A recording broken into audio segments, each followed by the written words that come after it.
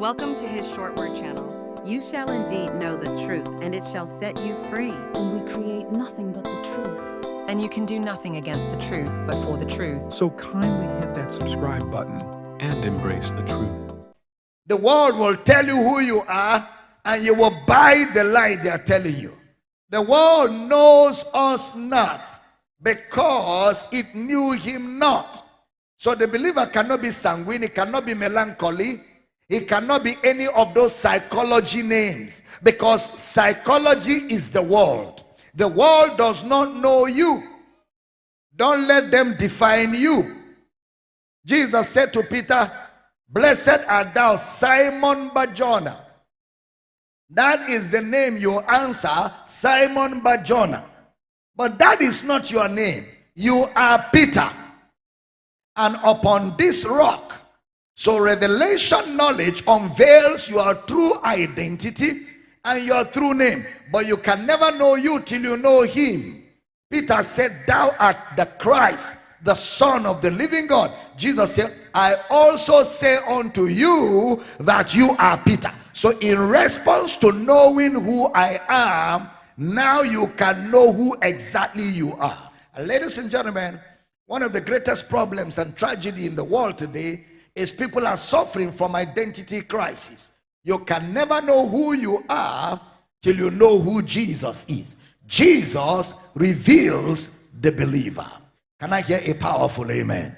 Now, Hebrews chapter 8 verse 5. Hebrews chapter 8 verse 5. Who serve unto the example, take note of the word example, and shadow. And the word shadow there is the word skia, S-K-I-A, which means darkness, of heavenly things.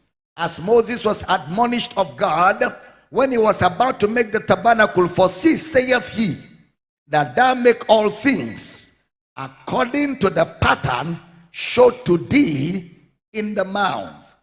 So God showed Moses a vision of the heavenly tabernacle. Moses saw the immaterial tabernacle. What Moses saw is you. Moses saw in that vision into the future and saw who the temple of God was going to be. And Moses decided to build an example of it, to communicate what God has shown him to the people of his day in a figure. Serve as an example. Now let's examine the ark of Noah. Let's examine the ark of Noah. The word ark was translated from the Hebrew word tebah, T-E-B-A-H, and it literally means a box. It means a box. The word tebah appears in precisely two stories in the Bible. Firstly, the story of Noah and that of Moses. And if you observe carefully, both applications of the word tebah involved salvation or deliverance. It involved salvation or deliverance. Noah and all that were with him in the ark were preserved from the flood. Genesis chapter 7 verse 23. Genesis chapter 7 verse 23. "And every living substance was destroyed, which was upon the face of the ground, both man and cattle and the creeping things and the fowl of the heaven. And they were destroyed from the earth. And Noah only remained alive, and they that were with him in the ark." Now, if you observe similarly, Moses was delivered from river in which Pharaoh commanded that the sons born of the Hebrew woman be cast in. Exodus chapter 2 verse 3. Exodus chapter 2 verse 3. "And when she could no longer hide him, she took for him an ark of bulrushes and daubed it with slime and with pitch, and put the child therein, and she laid it in the flags by the river banks." So Moses also was kept in an ark, just like Noah and the 8 people were in an ark, with the emphasis of water as the agent or means of destruction in the two stories we have seen.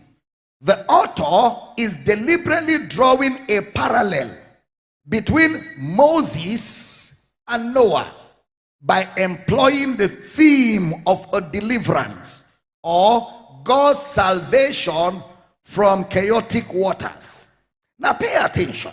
The essence of the ark, the word Tabor, in both narratives we read, as a vessel of deliverance from the chaotic water, buttresses the intent of the writer to reveal a connection to the audience of his day where he was communicating.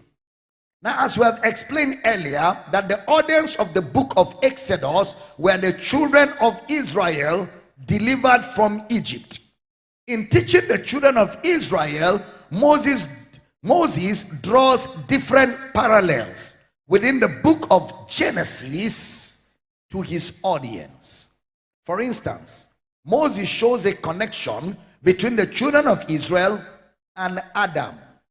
A connection between the children of Israel and Adam when he presented them with the choice of life and death.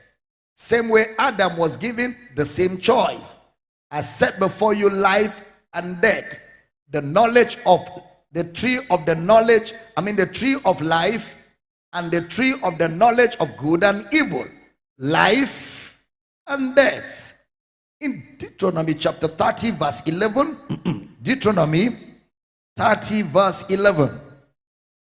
For this commandment which I commanded this day, it's not hidden from thee, neither is it far off. Next verse.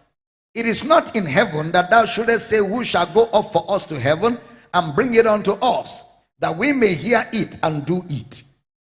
Neither is it beyond the sea that thou shouldest say, who shall go over the sea for us and bring unto us, that we may hear it and do it. 14. But the word is very nigh unto thee, in thy mouth and in thy heart, that thou mayest do it. 15. See, I have set before thee this day life and good, death and evil. So Moses gave the children of Israel the choice, either choose life or to choose death. The choice of life and death was repeated just as it was to Adam. Look at verse 19 of that same Deuteronomy where we just read. Chapter 30 verse 19. I call heaven and earth to record this day against you, that I have set before you life and death, blessing and cursing. Therefore choose life, that both thou and thy seed may live forever. Now, Israel was to choose life. To choose life is to heed to God. To heed to God. To choose death will be to disobey God and follow other gods. So Israel and Adam are seen to be in similar situations. Both of them had a choice presented to them, life and death. Therefore, the application of the Hebrew word Tabor, T-E-B-A-H, in the story of Noah and Moses present to us a connection in both men, in that a deliverance theme is established, with the deliverance being from the chaotic waters and the ark as the object of deliverance. Other connection exists between both characters. Aside from both men being pivotal figures in their time, both men are recorded to have found favor with God. Genesis 6:8. But Noah found grace in the eyes of the Lord. Exodus 33:12 and 13. And Moses said unto the Lord, see, thou sayest unto me, bring up these people, and thou hast not let me know whom thou wilt send with me. Yet thou hast said, I know thee by name, and thou hast also found grace in my sight. Now therefore I pray thee, if I have found grace in thy sight, show me now thy way, that I may know thee, that I might find grace in thy sight, and consider that this nation is thy people. And he said, verse 14, my presence shall go with thee, and I will give thee rest. 15, and he said unto him, if thy presence go not with me, carry us not up hence. 16, for wherein shall it be known here that I and thy people have found grace in thy sight? Is it not in that thou goest with us?